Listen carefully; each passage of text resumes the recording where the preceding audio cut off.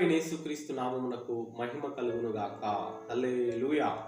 ప్రియమైన దేవుని బిడ్డలారా, మరి పరిశుద్ధ గ్రంథంలో అనేక మంది భక్తుల జీవితాల ద్వారా దేవుడు మనకు ఎన్నో విషయములను ఉపదేశిస్తాడు, మనకు నేర్పిస్తాడు.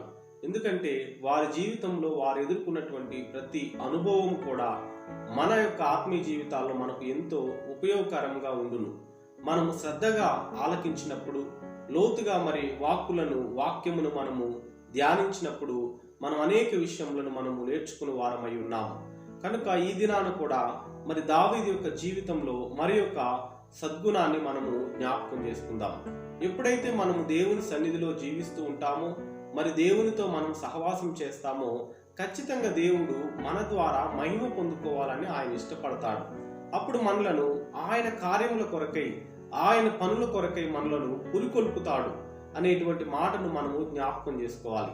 సో ఇక్కడ దావీదు ఎప్పుడైతే అతడు అభిషేకించబడ్డాడో, దేవునితో ఎప్పుడైతే అతడు సహవాసం చేశాడో, దేవుణ్ణి ఆరాధించినటువంటి ఒక వ్యక్తిగా ఉన్నాడో, తర్వాత జరిగినటువంటి విషయం ఏంటంటే, మరి ఇజ్రాయేలులకు శత్రువు అయినటువంటి గొలియాతు అనేటువంటి ఈ వ్యక్తి మరి ఇజ్రాయేలు ప్రజలకు విరోధంగా, వ్యతిరేకముగా మరి వారిని దూషిస్తూ, మరి ఇజ్రాయేలు దేవుడును అతడు అవమానపరుస్తూ ఎన్నో విధాలుగా మరి అక్కడ ప్రవర్తిస్తూ ఉన్నప్పుడు, ఇక్కడ దావీదు ఒక అద్భుతమైనటువంటి కార్యమును అక్కడ జరిగించి ఉన్నాడు.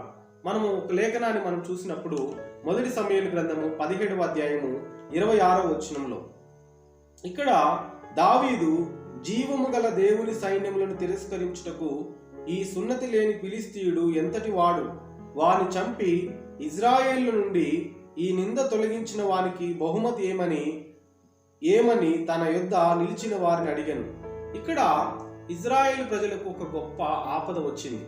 మరి గొప్ప రాజు అనేటువంటి సౌలు గారు ఉన్నారు, అతని కుమారుడు ఉన్నాడు, అతని కింద అనేక మంది సేనాధిపతులు ఉన్నారు, గొప్ప గొప్ప బలాఢ్యులందరూ కూడా ఉన్నారు.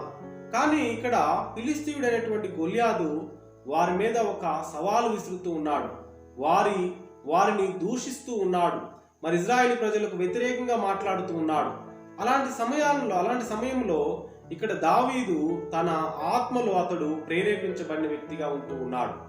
అతడు అంటున్నాడు, ఇక్కడ ఇజ్రాయేలుల దేవుడను అంటే జీవము గల దేవుని సైన్యములను తిరస్కరించుటకు ఈ సున్నతి లేని ఫిలిష్తీయుడు ఎంతటి వాడు అంటున్నాడు. చూడండి ప్రియులారా, ఇతనికి ఈ హృదయం కానీ, ఈ ప్రేరేపణ కానీ ఎట్లా వచ్చి ఉన్నది? అతడు బాహ్యంగా చూసినట్లయితే దావీదు మరి చిన్నపిల్లవాడు, వయస్సులో అతడు అంత పెద్దవాడు కాదు, మరి యుద్ధంలో అంత ఆరితేరిన వాడు కాదు. కానీ ఇతడు తన దేవుణ్ణి ఎప్పుడైతే ఆ గొలియాతు ఫిలిష్తీయుడు దూషించాడో ఇతడు తట్టుకోలేకపోతున్నాడు. ఇజ్రాయేలు దేవుణ్ణు, జీవము గల దేవుని తిరస్కరించుటకు సున్నతి లేని ఫిలిష్తీయుడు ఎంతటి వాడు అని అంటూ ఉన్నాడు.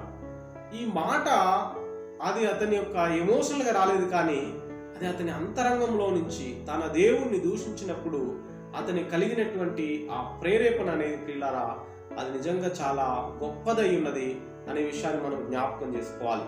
అట్లనే మనం 45వ వచనంలో మనం చూసినప్పుడు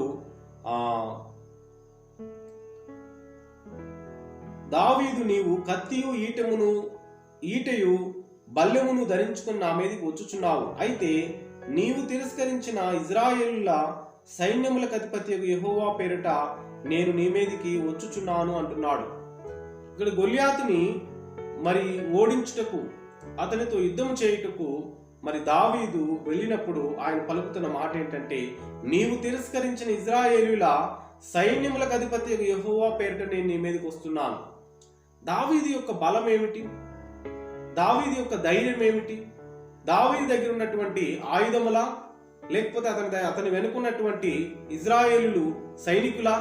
కాదు. కానీ ప్రియులారా, అతని ధైర్యము దేవుడై ఉన్నాడు. అతని ఆత్మలో దేవుడు ఎప్పుడైతే ఆ ప్రేరేపణ ఇచ్చాడో ప్రియులారా, ఆ ప్రేరేపణ ముందు, ఆ ధైర్యం ముందు మరి ఎవరు నిలవలేనంత బలాన్ని దావీదు తన ఆత్మలో కలిగి ఉన్నాడు. ఇలాంటి ధైర్యము, ఇలాంటి బలాన్ని దావీదు ఎట్లా కలిగి ఉన్నాడు అని మనం గమనించినప్పుడు అతడు దేవునితో సహవాసం చేశాడు. అతడు దేవుణ్ణి ఆరాధించే వ్యక్తిగా ఉన్నాడు. కాబట్టి దేవుడు అతని జీవితము ద్వారా ఒక కార్యం చేయాలని ఆయన ఇష్టపడుతున్నాడు. దానికి బలాఢ్యులు అవసరం లేదు, గొప్ప రాజులు అవసరం లేదు, మరి తెలివైన వారు అవసరం లేదు, జ్ఞానవంతులు అవసరం లేదు. కానీ దేవుని సన్నిధిలో జీవించేవారు, ఆయన్ని ప్రేమించేవారు, ఆయనతో సహవాసం చేసే వారి ద్వారా దేవుడి మహిమను తెచ్చుకుంటాడు. కనుక బాలుడైనటువంటి యవ్వనస్తుడైనటువంటి ఈ దావీదు ద్వారా మరి గొల్యాతును మరి చంపి మరి చిన్న వడిసెల రాళ్ళతోటి మరి కొట్టినప్పుడు ఎంత బలవంతుడైనటువంటి ఫిలిస్తీయుడు ఎంత సులభంగా చచ్చిపోయాడో కదా. మనం ఇవన్నీ చూసినప్పుడు పిల్లారా, ఇది మనుషుని యొక్క శక్తి ద్వారా జరగలేదు, కానీ ఇది దేవుని యొక్క శక్తి ద్వారా, దేవుడిచ్చిన ధైర్యము ద్వారా, బలము ద్వారా జరిగి ఉన్నది అనే విషయాన్ని మనం జ్ఞాపకం చేసుకోవాలి. ఎప్పుడైతే తన దేవుణ్ణి దూషించారో, తన దేవుణ్ణి మరి అవమానించారో, మరి దావీదు ఒక రోషము కలిగినటువంటి వ్యక్తిగా ఉన్నాడు. తన ఆత్మలో దేవుని పట్ల అలాంటి ఒక రోషమును కలిగి ఉన్నాడు అనేటువంటి విషయాన్ని మనం జ్ఞాపకం చేసుకోవాలి. ఈ దినాన కూడా దేవుడు తన బిడ్డలను అలాంటి ఒక రోషము కలిగినటువంటి బిడ్డలుగా ఉండాలని దేవుడు కోరుకుంటూ ఉన్నాడు. మన దేవుడు రోషము కలిగిన వాడై ఉన్నాడు.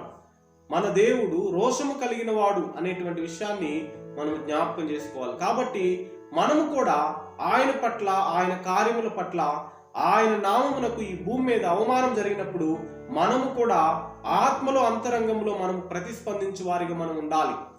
ఆయన నామం పట్ల, ఆయన పట్ల మనము రోషము కలిగిన వ్యక్తులుగా ఉండుటకు మనము కూడా ఎల్లప్పుడూ కూడా ఆత్మలో ప్రేరేపించబడు వారిగా మనం ఉండాలి. వీళ్ళ నూతన నిబంధనలో ఒక లేఖనాన్ని చూసినప్పుడు మరి అపోస్తుల కార్యములు 6వ అధ్యాయము 10వ వచనంలో మనం చూసినప్పుడు, అపోస్తుల కార్యములు 6వ అధ్యాయం 10వ వచనం, మాట్లాడుట యందు అతడు అగుపరిచిన జ్ఞానమును అతనిని ప్రేరేపించిన ఆత్మను వారు ఎదిరింపలేకపోయిరి.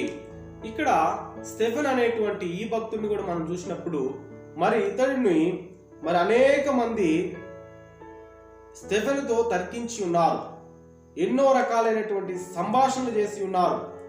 మరి ఎంతో మంది మరి శాస్త్రులు లాంటి వారు, పరిసయ్యులు లాంటి వారు మరి 9వ వచనంలో మనం చూసినప్పుడు, అప్పుడు లిబెర్తీనులు దనబడిన సమాజంలోను, కురేనీయుల సమాజంలోను, అలెగ్జాంద్రియుల సమాజంలోను, కిలికే నుండి, ఆసియా నుండి వచ్చిన వారిలో కొందరు వచ్చి స్టెఫెనుతో తర్కించారంట.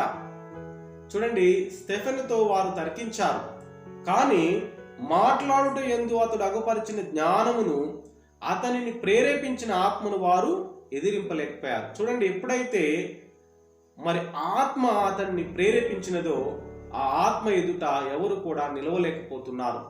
ప్రియులారు, ఈరోజు కూడా మనము కూడా దేవునితో సహవాసం చేసినప్పుడు, దేవుణ్ణి ఆరాధించినప్పుడు, దేవుని ఎడల యథార్థంగా ఉన్నప్పుడు మనలను కూడా దేవుడు ప్రేరేపిస్తాడు.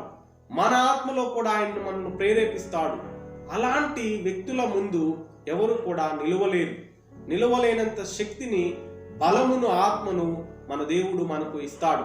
కానీ మనము చేయవలసినది ఆయన్ని మనం ప్రేమించాలి, ఆయన నామాన్ని ఆరాధించాలి, ఆయన సన్నిధిని అపేక్షించుటకు ఇష్టపడాలి, ఆయనతో సహవాసం చేయుటకు మనం కూడా దావీదు వాళ్ళు ఇష్టపడినప్పుడు దేవుడు నీ జీవితం ద్వారా, నా జీవితం ద్వారా ఆయన మహిమ తెచ్చుకుంటాడు. దేవుడు ఈ మాటలను మన వినికిడిలో దీవించునుగాక. ఆమేన్. ప్రార్థన. పరిశుద్ధుడా, ప్రేమ కలిగిన యేసు ప్రభువా, మరొకసారి మీ నామమును కొందనాలు ప్రభువా.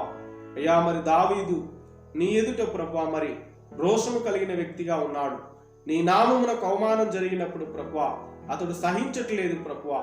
మేము కూడా ప్రభువా మరి మలినమైన, దుష్టమైన లోకంలో మేము జీవిస్తున్నాము. కొద్దిగైనా ఆత్మని మేము కలిగి ఉండి ప్రభువా, ఆ ఆత్మను ప్రభువా మరి మేము కలిగి ఉండి మీ కృపను పొందుకొని లోకంలో జీవించుటకు సహాయం దయచేయమని, ఈ మాటలు విన్న ప్రతి ఒక్కరిని ఆశీర్వదించమని యేసు నామములో ప్రార్థిస్తున్నాను తండ్రి. ఆమేన్.